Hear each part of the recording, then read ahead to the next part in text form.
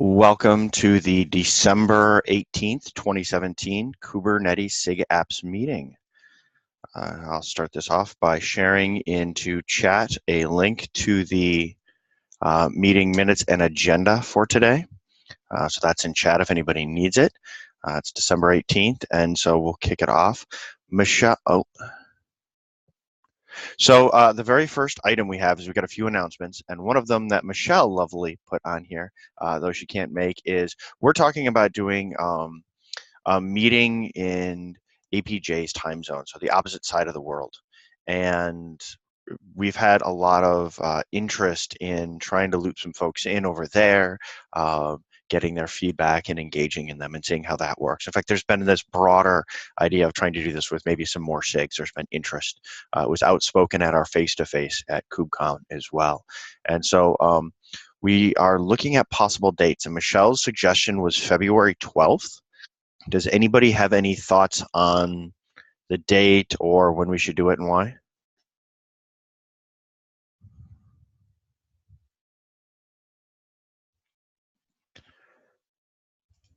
I'm getting silence, so if somebody's speaking, they're on mute.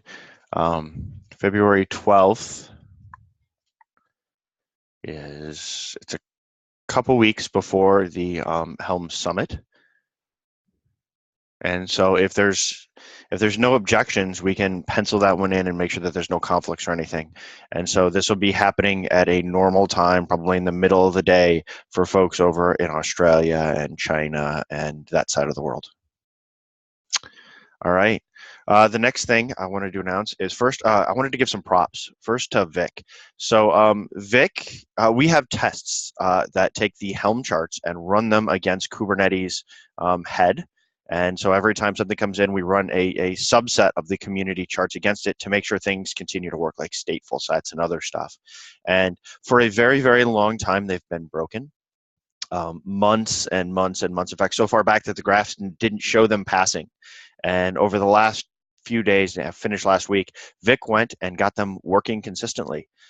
First they were flaky and then got them working consistently. So we actually have real app tests against Kubernetes head as we move forward to watch things work or eventually break if something happens.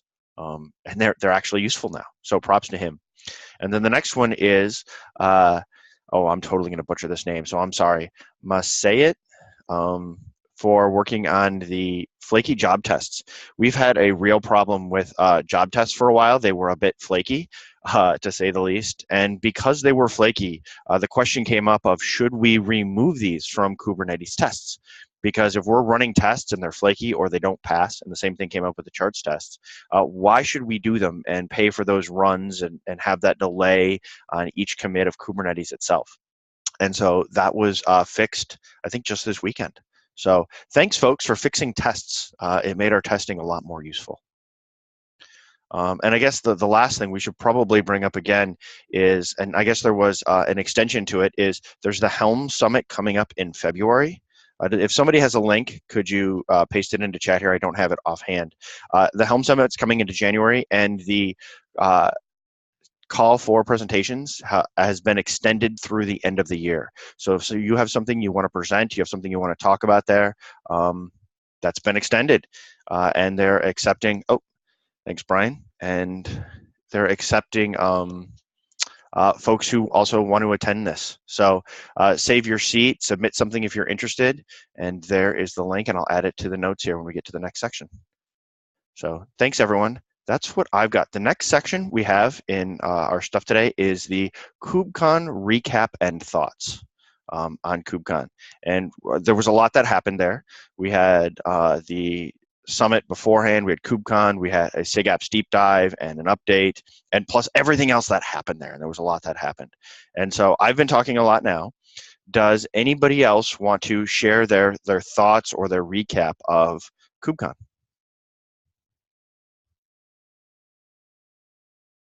Just a general recap on things that happened at KubeCon, or just experiences and that kind of stuff, or related specifically to SIG Apps?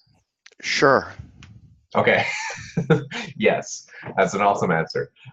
So my recap from KubeCon, there was a lot of interesting topics if you saw basically at every single vendor that was at SIG Apps, everyone was interested in the end-to-end continuous integration, continuous deployment scenario for applications. So you'd be having vendors like Weaveworks, you'd have like SUSE is coming out with like an enterprise Kubernetes solution and that kind of stuff. But then also there were other solutions out there that were basically like either on-premise or there were cloud-hosted end-to-end solutions for deploying applications. And actually, Kelsey Hightower had a good demo from the GKE cloud who were doing this too.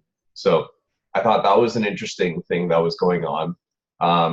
Everyone seems to be talking about service mesh, which was an interesting topic as well. This is not a completely new topic in Kubernetes, but it was definitely like a core focus.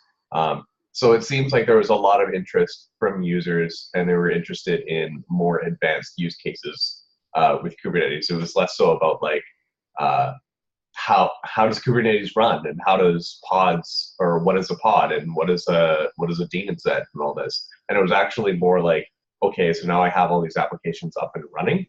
How do I do these advanced workflows for deploying them? Or how do I do traffic between all the applications and just more advanced use cases of Kubernetes? So I think that was kind of the interesting takeaway for me from Coopgun. People are starting to get it. That's great to hear. Does anybody else have anything they want to share?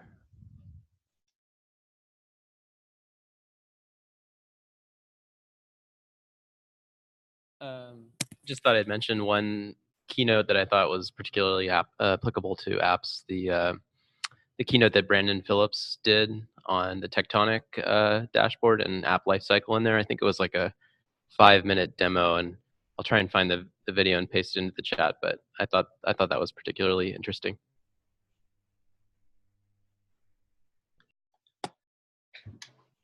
Another one that I found interesting, I didn't get a chance to watch in person, but Joe Beta's around the different personas of Kubernetes users and how we start to think about what their use cases are and how those might diverge. And I think it really wove well into some of the other themes about making Kubernetes more approachable in general, and how we can start to onboard new users to the platform, and some of these things that we may take for granted now that we understand and know them well aren't as easily approachable. So I thought that was kind of an interesting way of breaking down the different use cases for Kubernetes.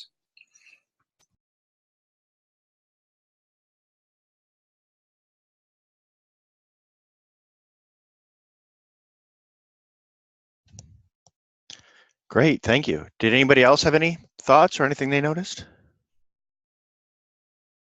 I'll share one real quick one here, if anybody wants to think about it. One thing that I noticed was the global audience we had there.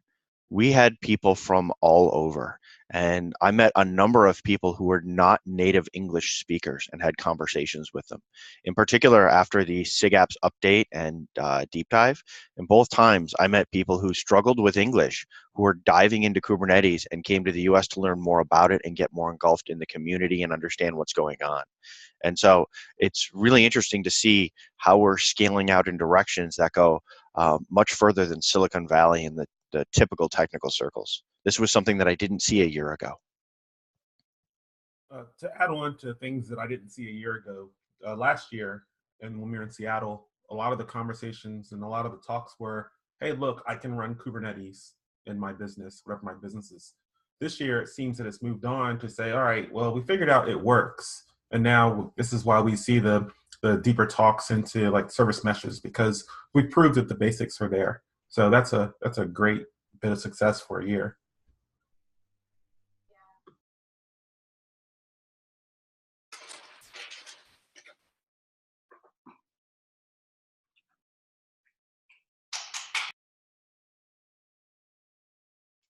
All right, thank you. Does anybody else have any other thoughts? Yeah, I'll add a quick one. I thought it was really interesting, given the growth and everything that's going on with Kubernetes. I thought it was really cool to see how it seems like the CNCF is going through a similar growth pattern that the OpenStack Foundation did about 3 or 4 years ago. And I'm really encouraged to see that the CNCF and the OpenStack Foundation kind of elders are talking with each other and sharing information. I thought that was really cool. Also, I think on a SIG Apps note, there was a lot of talk of CRDs, the custom resource definitions. And I thought that was really cool too. I think that's going to be a big deal for app developers and whatnot. Oh yeah, and I definitely agree with that. In fact, I'm going to be curious to see how CRDs can become easier to use and understand. In fact, that was one of the things that was brought up to me more than once, was misconceptions about CRDs or places you can use them and how we can use them. That knowledge gap from people who know it to try to get that out to just so many more people who are now interested in it. How can we do that well? And I think that'll, if we can do that well, it'll maybe make CRDs and some of this other stuff easier to use. Yeah, definitely. I think a big part of that too is locking down what it means to have a controller. Like looking at a lot of the controller examples that are out there, it seems like a lot of this stuff is, they're similar in some ways, but I don't see any sort of unifying effort to say this is what a controller is. Maybe it exists and I just haven't seen it, but I think that's going to be a big part of making CRDs, taking them to the next level, if you will.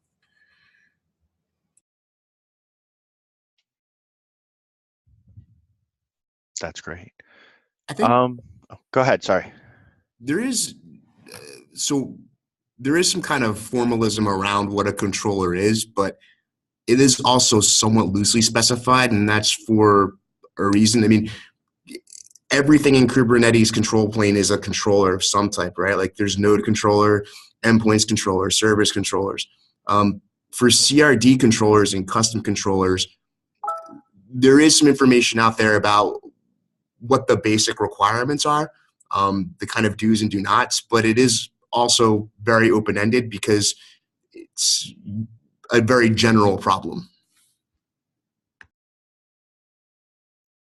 Yeah, I guess I'd love to see any sort of that information that specifies kind of I mean, requirements is probably too hard a word, but just from looking at the patterns that are out there, it seems like if you have some sort of application that's containerized and has a certain level of service account permissions or whatever, it seems like you're in the territory of a controller. So I would love to see any sort of formalisms that start to talk about, all right, this is actually what a controller is rather than just an application that can talk to Kubernetes. I'd love to see any of that stuff.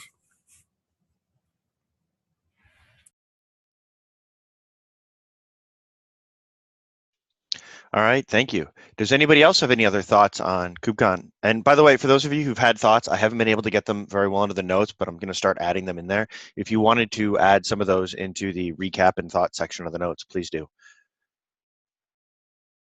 Anybody else have any thoughts?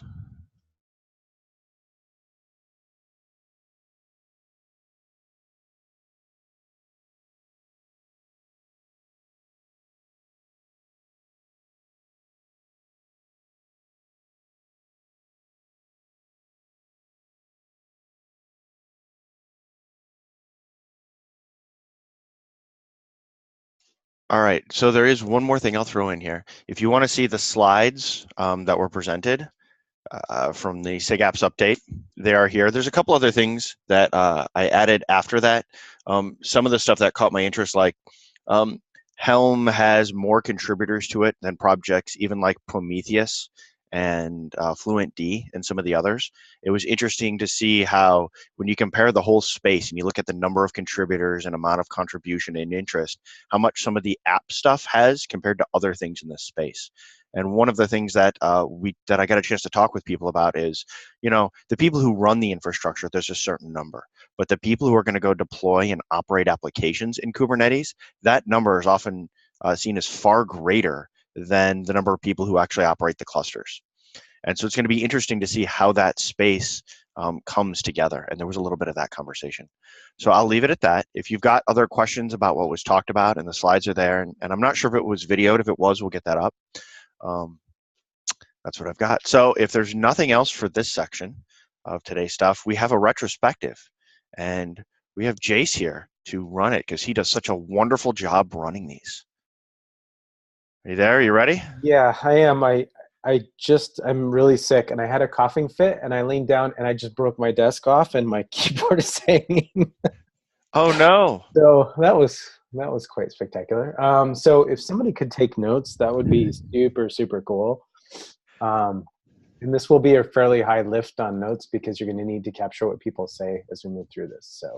So maybe a few of us can do what Jace does because he is usually so wonderful at this. Oh, yeah, thank you. Yeah, I'll try and maintain desk integrity long enough to make it through this. So yeah, just a quick bit. First of all, I want to congratulate SIG Apps as the only SIG that has consistently done retros for the last 4 releases. So basically a calendar year, which is really impressive. And frankly, it shows in what happens in the SIG. There's a high level of sophistication, and everybody has really been focused on improvement, and it's really impressive.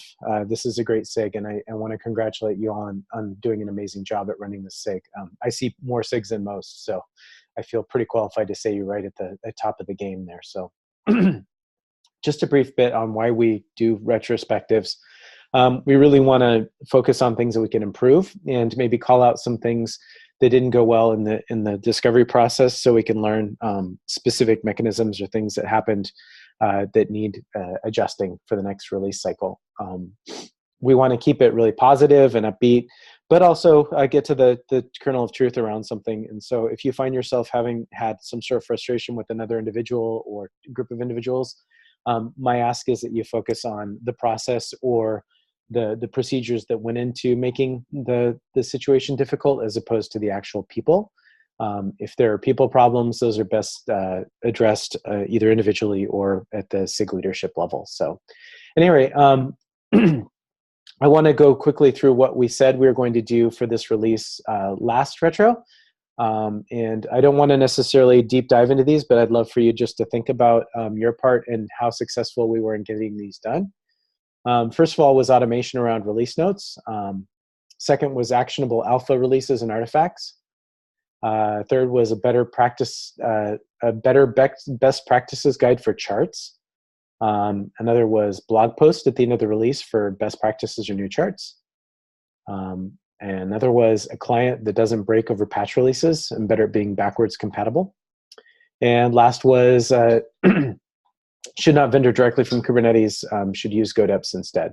And there was supposed to be a discussion around vendoring with API machinery, and I'm not sure if that happened or not. So those are the things that we specifically identified from the 1.8 release cycle that we were hopeful that we might integrate into 1.9. So if there are some of those that need to carry forward, let's make sure that those get put into what we can do differently for 1.10. So without further ado, I'm going to open the floor to what went well in 1.9. These could be just for the SIG in general, or if there's any individuals that were particularly helpful, or just anybody you want to call out as being somebody that was instrumental in success for 1.9, or anything that you saw at Coopgun that was particularly useful. So we'll give that about 5 minutes, and then we'll move on to what could have gone better. And also, I know I'm talking fast here, but we don't have much time. If you want to write in the next section about what could have gone better, this document is editable. So just put in parentheses your name and your comment, and then we'll get to that in a second. So go ahead and fire away with what went well. Just before that, does anyone have a link to the documentation or for the retrospective notes so that we can write in and collaborate on this? And then we can just pasted that in chat. Awesome. And sorry about that. I should have done that beforehand. It's also in the agenda for today. I'd like to give a quick shout out to Anthony Yee, who I believe got an award for, chopping wood and carrying water at Coopgun. And he's a member of SIG Apps. He and the release team in general, not just Anthony, but I did want to call him out specifically. They did a great job of kind of shepherding the release process, identifying flaky texts, routing to to people, making sure we had good quality signals around the release. And I was just, for me at least, like thinking back to 1.5, 1.6 to where we are now, I feel like the process was a lot smoother. Great. Thank you, Ken. Yeah, I'd actually like to jump on something that, just to jump on the testing thing. Both, the test stuff that I called out earlier, Vic and Majesh, and just trying to find out how to, or trying to get our testing in better shape. And so we are less flaky. We used to be one of the worst. That was actually one of the areas we needed improvement on, and SIG testing would regularly bug me to say, hey guys, your tests are flaky, you got testing issues, and we are in much better shape than we used to be.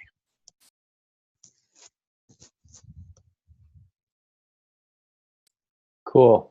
Yeah, and as a member of the release team, I wanted to thank you all for that too, because that's super, super helpful. So maybe another thing that we did well, we got the controllers part of the workflow, or the workloads API, to GA. So there's apps v1 now in 1.9.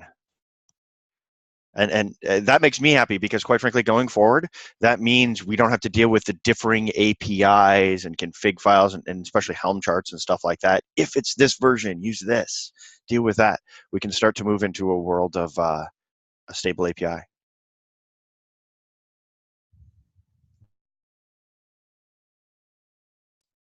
Yeah, huge +1 to that.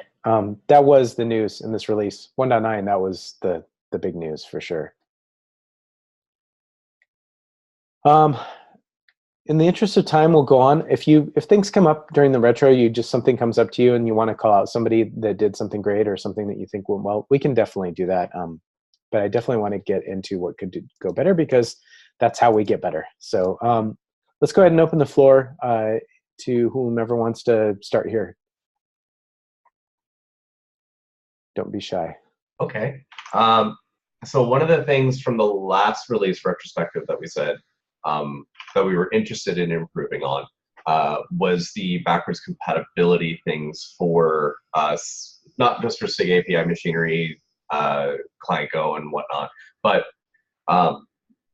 for Helm and for other ones. I think we're still in that state of where we have to, just because of the nature of API versions changing and migrating over, we've had to break a couple of things in the API.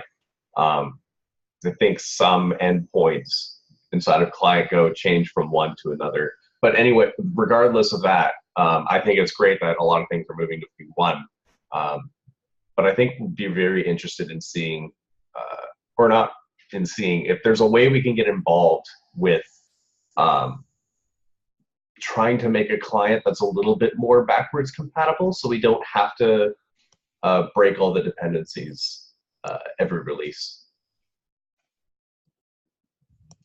Yeah, to give a little insight into that, this problem is something that we tried to start tackling in the 1.9 timeframe, and it turns out it's a lot harder than I ever anticipated.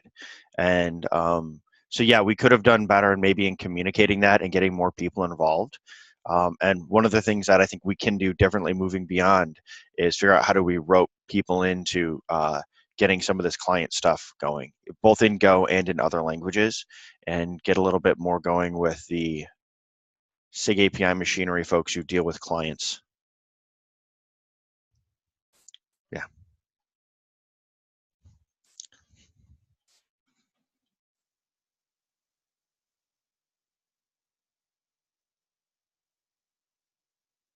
Anybody else? And somebody, if we can also write in the what could have gone better section of the notes, that would be helpful. I'm just curious, is there any cloud providers or anything right now that actually can deploy a 1.9 cluster as of Friday afternoon? Or is it still Minikube and other ones still trying to be in flux? Because that could be a retrospective, is availability of deploying a 1.9 cluster, if that's possible today. I know Kubeatom is definitely one that could probably deploy a 1.9. But are there supported cloud providers for people to test this out? Yeah, that's an interesting thing, for sure.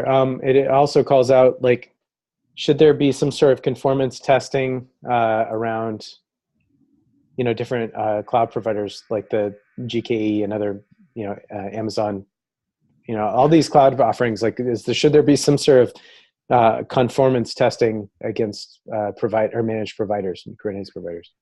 Or not even that, but is there a way that we could document a process for users who are interested in chomping the bit and testing out 1.9 as soon as it's released? Because as far as I'm aware, I'm not sure of any others who know any better processes. I've essentially had to either wait for Minikube to release a 1.9, or for 1.8, we had to wait until Minikube had done that, or are people using like kubeatom to actually deploy a cluster locally to do this? How are people deploying these new stable releases to be able to test them from the user's perspective, not from the developer's perspective? So this is Jago. I'm involved on the GKE side at Google, and mostly due to this being a holiday freeze time for us at Google, we have delayed making 1.9 available as we normally would to EAP and alpha clusters to get the signal and then make that available in GA. We are also working towards making head or something close to head more widely available in those environments as well. You can always deploy a cluster of VMs in GCE and deploy 1.9 to those.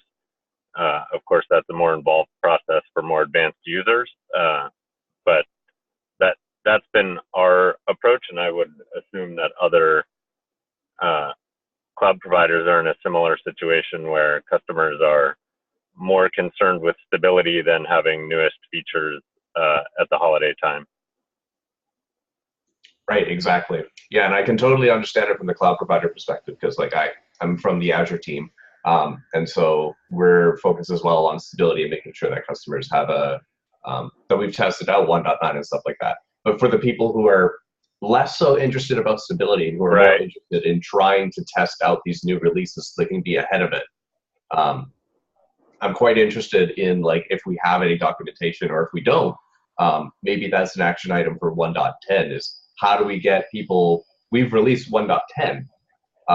None of the cloud providers support it yet because it's still being rolled out, tested and whatnot, but here's how you deploy 1.10 so you can play around with it and muck with it. So. Yeah, I'd be interested in continuing that conversation with you. One other point that Jace brought up was about conformance tests and cloud providers, and I did want to call out that we're working in the cloud provider extraction working group on setting up a framework for other cloud providers to run continuous integration suites, run the conformance test and post back to test grid so that we can expose any issues across cloud providers earlier in the process. So if anyone's interested in that and not aware of it, you can reach out to me and I'll follow up. Thanks. All right. What else? This is some good stuff we're getting into here. And thanks, Jago, for that. So I'll throw in one here. One of the things that we had was a better charts best practices guide and those kinds of details. And that's something that we didn't get to. We have just now started to organize around it over on the charts group about how do we start getting that and the different areas that we need the best practices guide on. And I bet you only in the last few weeks have we started to get organized on it. And so that is something we could do better in 1.9 and actually carry over is get on top of the things we said we would do better. And then what we can do differently for 1.10 is actually have that best practices guide.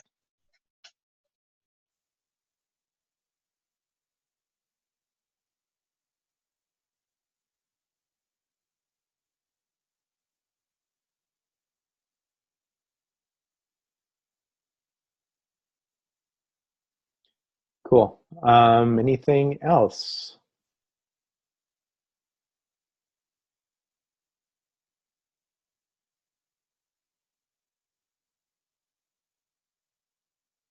It's kind of a short development cycle this time, so obviously it's not quite as involved as the last release, and probably 110 will be. I have a question. How did everybody feel as far as planning and preparation for the release and all that? Did it feel like there was enough level of organization, not enough, too much? How did that all feel? From an outsider who was not publicly there at the planning meetings for 1.9 and whatnot, having that roadmap and seeing the deadline for when 1.9 was being released was incredibly helpful for us, because then we were able to plan a Helm release well in time, so then we could get a 1.9 or a Helm release with Kubernetes 1.9 supported. And we have a pull request in place for Kubernetes 1.9 when it, or before it was released, and now as soon as it was released. So that release deadline, or not the release deadline, but the roadmap for when that release is happening was incredibly helpful for synchronizing the release schedule for other projects. So thank you very much for that. And you can actually see how this relates back to the tool testing question about having a Kubernetes 1.9 cluster. So you can actually test that Helm thing, because that's actually what's holding it up from becoming a release, is actually having a cluster to test against. And for those of us who want to go test that PR.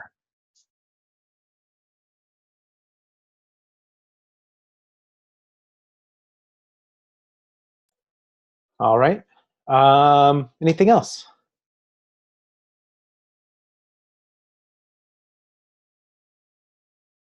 We don't have anything in action items yet. Is there anything specifically that we want to call out as action items that we need to take in the near term? So there's probably one here that I see as a very good action item, and Matt Fisher brought it up, is the ClientGo, and how do we go forward with that? There's been talk of maybe starting an independent Go client that's not ClientGo, because that keeps being refactored internally, and API machinery is so busy that the next steps to actually make it more consumable and stop changing it just isn't in their near-term roadmap. They're just very busy with other things. A huge section of Kubernetes is actually API related, and there's a whole lot of work going on there. So this is just kind of fallen as a lower priority. And so having that more stable API and that more stable client is something that's been talked about being created in its own project. They are working on it, and they are willing to work with us. I would strongly advise against forking a client and then having the proliferation of multiple Golang clients. We have this issue with Java right now, like which one should I use? The official one, the fabricate one, so forth and so on. I mean, I feel like not fixing and being involved in their SIG to make sure that we fix what we have is the wrong way to go. Like, we should fix what we've got, not fork something to make something new.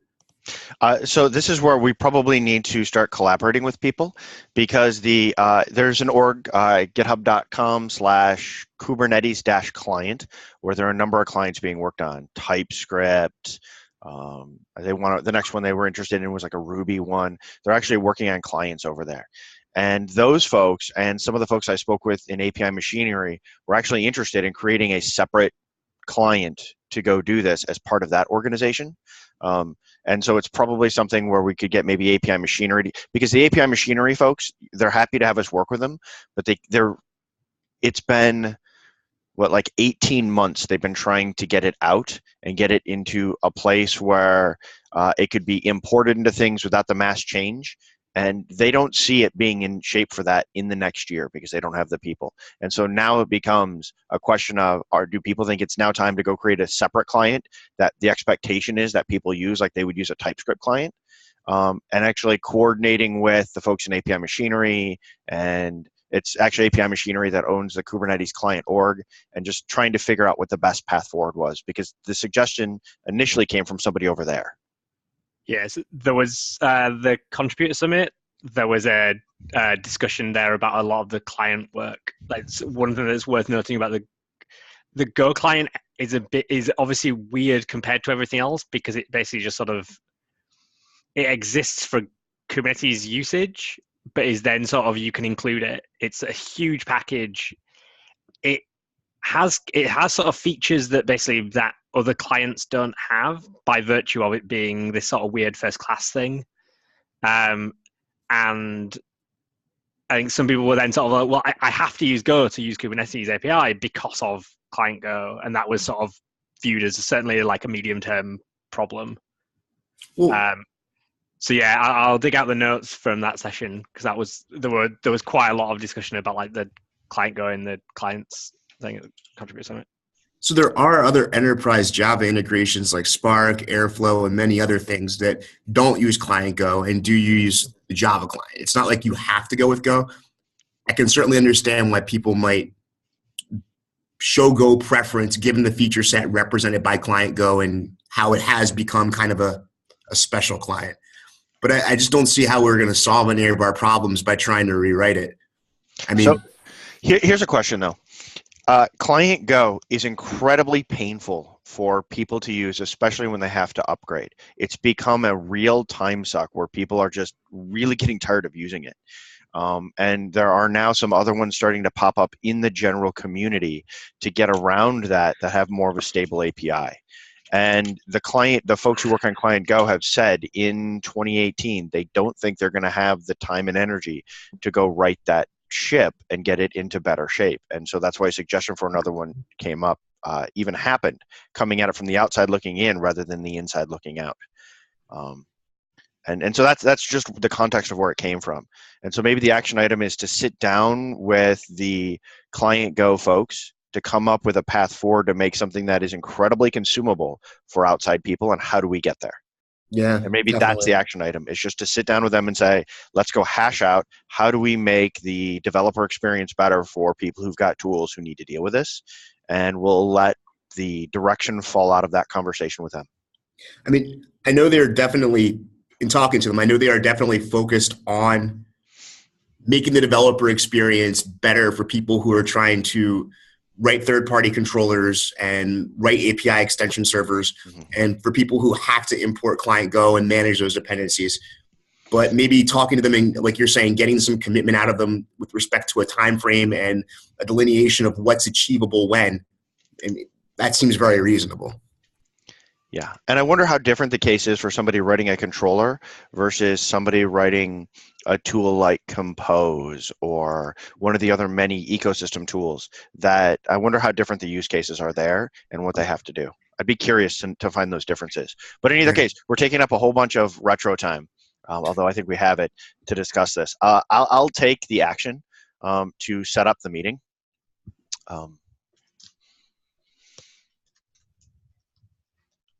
Cool, thanks.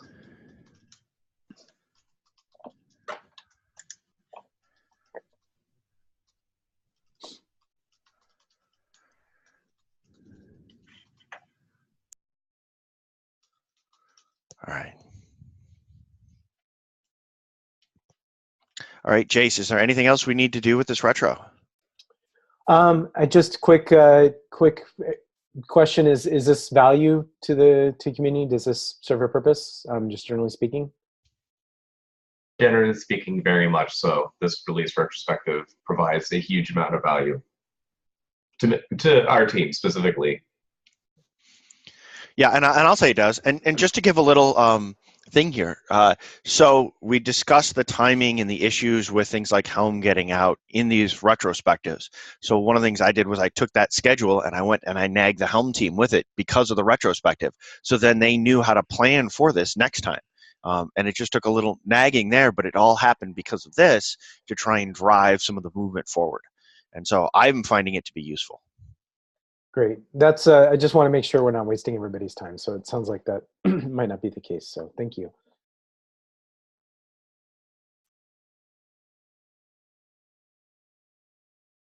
And to segue into the next thing, there was a talk about planning, and I put a link in the meeting agenda about this draft that we have that we're working on as we try and improve the features process. And I put it in there, but you certainly don't have to use it, and it may not be relevant. But if you do decide you want to use it, let me know. We can go through some of that.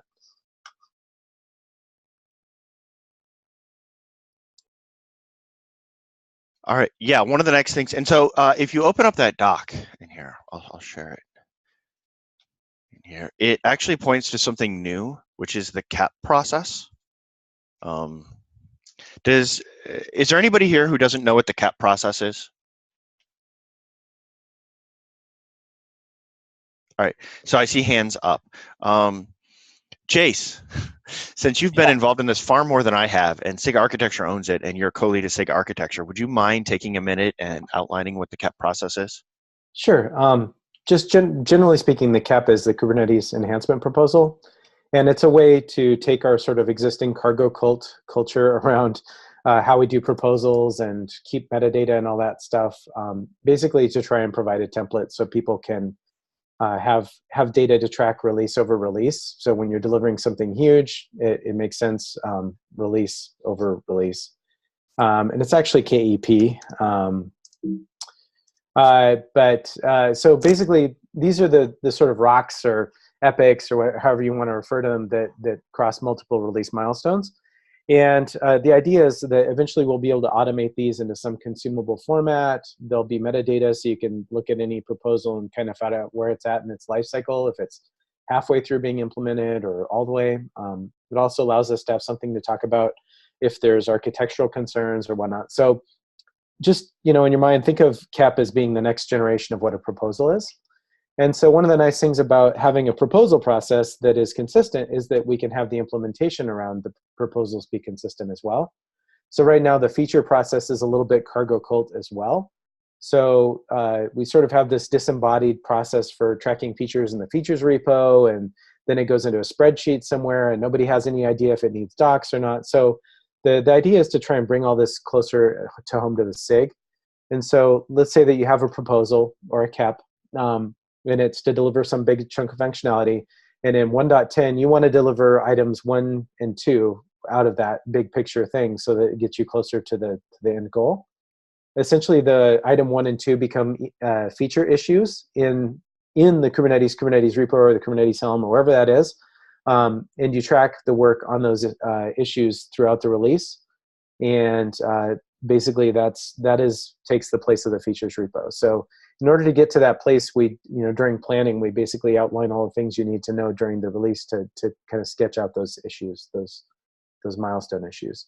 So it's really not complicated. It's just a matter of where do you store the information and whatnot. So in the absence of a CAP, we can just start with the implementation part, which is saying what you want to try and deliver for 1.10 and kind of sketch out risks and dependencies and those things so that we know if you have, say, a dependency on API machinery or something else, that we can try and untangle those things sooner in the process so you don't get halfway done and be like, oh no, now what? So that's pretty much it in a nutshell. So this document that I linked in the agenda, and which I will also link in chat, is essentially just for the purpose of detangling dependencies and getting an idea about what you want to deliver. So Chase, I've got a question. Have we talked about how this relates to Kubernetes versus sub-projects? So to relate to something that's tangential here, like Minikube, it was brought up earlier. Is it the case where a major feature in something like Minikube should try to go through this process as well as Kubernetes? Or for the time, are we just focused on Kubernetes parts? Mostly Kubernetes, but I would say that there's probably a lot of value in detangling dependencies and having an idea what you want to deliver regardless. So if there's a handy-dandy template that we're working on, it's not ready yet, mind you. But in terms of the planning and whatnot, I think that any project that wants to know what they're going to deliver over the course of 3 months, which is tricky at best, the best planning we can do in a lightweight fashion makes a ton of sense to do that. So Jace, how do we get involved? Not with the CAP process itself, but how do we get involved with the understanding the CAP and understanding the process itself? Because I was actually interested, and I was going to give a talk about this at the Helm Developer Summit, about how we're going to migrate over. If we are doing Helm 3, how do we document the process for new features? And I was interested in coming up with a design document or proposal that was basically based on Python caps, which I assume caps are kind of related to. That's exactly what it is, yeah. And it's actually like the REST RFC process as well. So some of it came from that. We're trying to try not to reinvent the wheel here, right? So there is an actual document. I will find it and send it to the SIG Apps mailing list. And just so people, if they want to familiarize themselves with it, I don't have it right at the top of my head, but there's probably that. Yes. Yeah. So we're trying to, in SIG architecture, we're trying to refine this. It's hard because rolling out something like this across the project is so incredibly hard, and getting consensus on what the right things are and the level of specificity and whatnot. So any feedback we get on this, the more people we get looking at it, please help us make this the best thing it can be. Because I feel like the features process, for example, was something that developed in a vacuum, and it really kind of hurt the project. So let's try and make this as open and transparent as humanly possible. And discussion about these KEPs, is that being done at the Kubernetes community meetings, or is this being done elsewhere in a certain SIG? Like architecture. SIG architecture. Okay. Yep. Cool. Yeah, and I'll bring up here, I actually own the task to move to do the PR to move the KEP and KEP documentation to the top of the community repo and try to expose some more details so we can start improving our communication on it.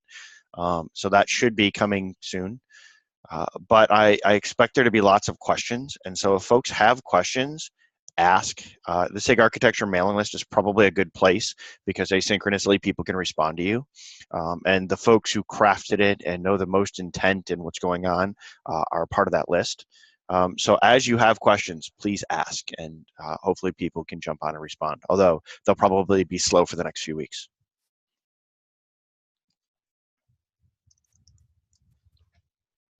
So, and I guess the question is, do you want to use this planning template, or do you guys want to use how you normally do, or whatever is best for you? I mean, there's not much time left. There's only 10 minutes.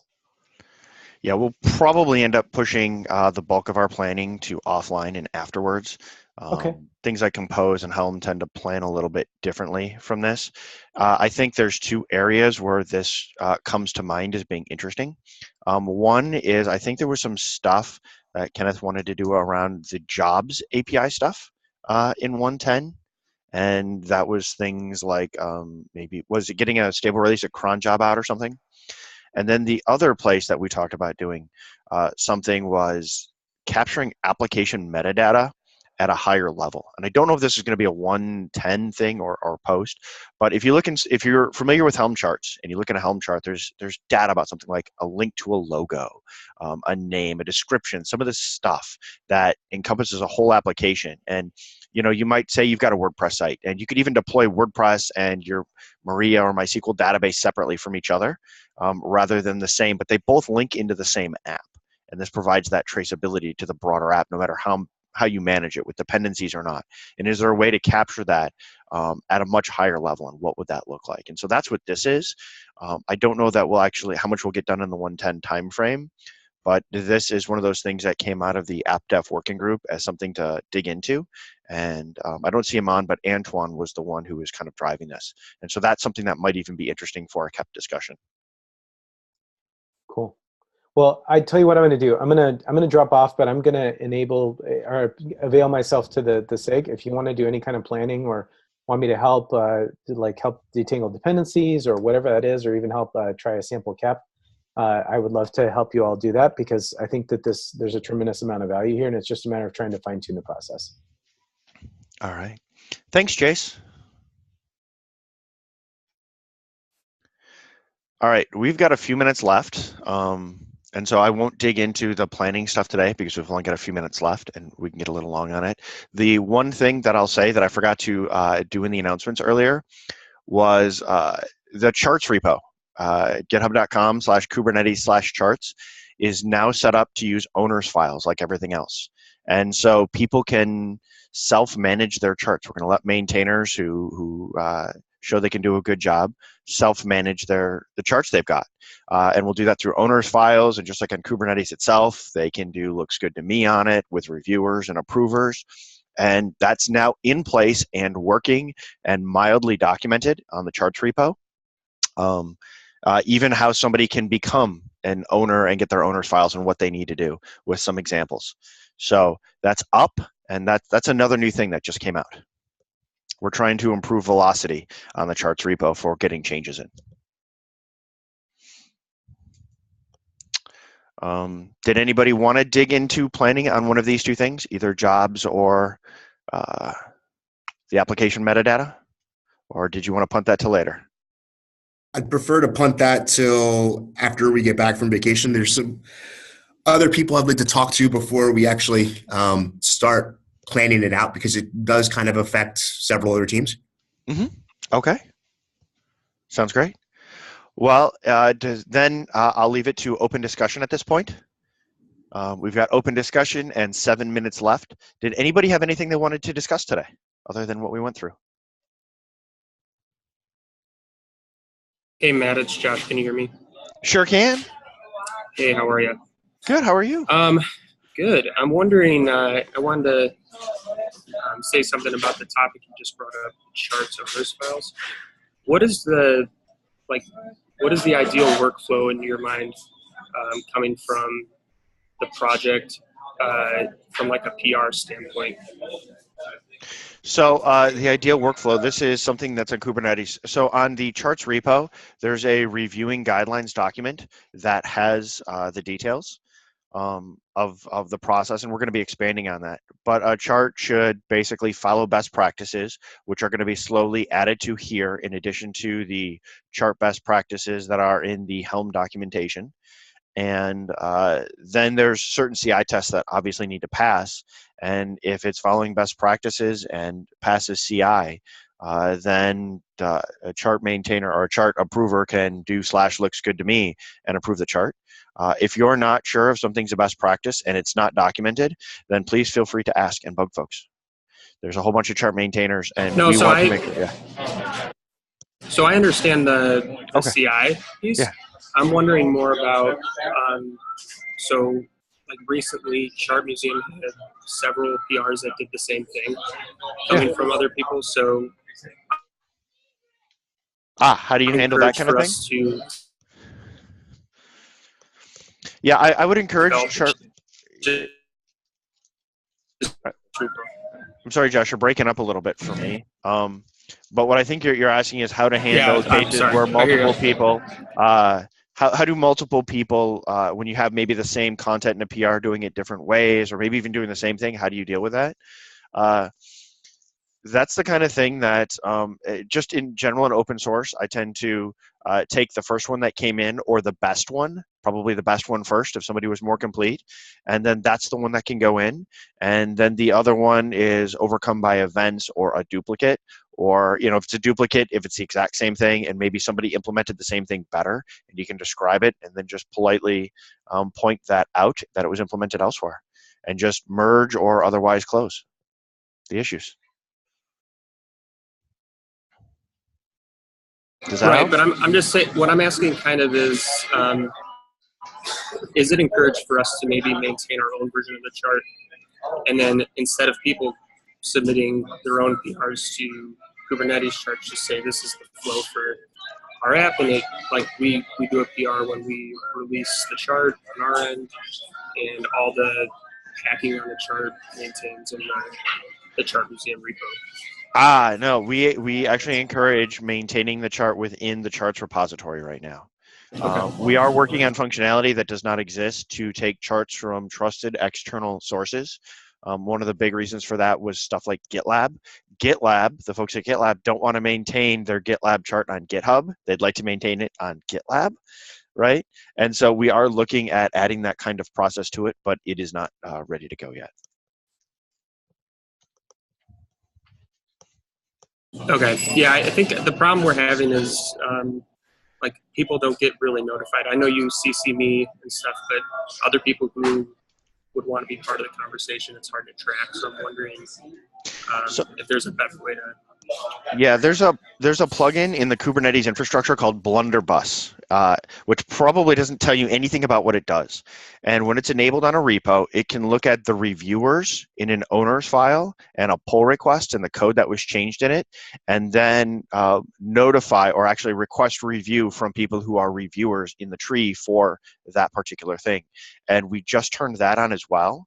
And so once a reviewer is a member of the community and in the reviewers file, when a pull request comes in, the tooling should request their review of the chart or of the pull request for the chart. And so that's a new thing that's also just landed, I forgot to say.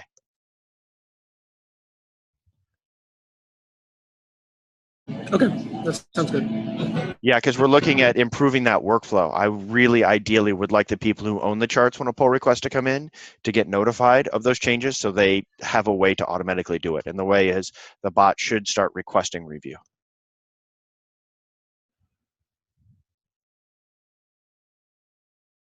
Okay, that's cool. We can talk more.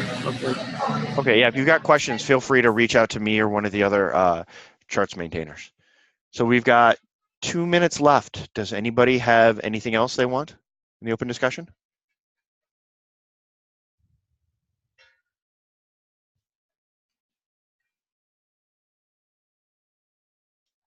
Going once, going twice, going 3 times. Thank you, everyone, for coming. This was the last meeting we have of 2017. The next time we have will be in 2018. Not New Year's Day, which I think is a Monday. It's the Monday afterwards. So have a wonderful rest of the year. Happy holidays, and we will see you all next year. Thanks, everyone.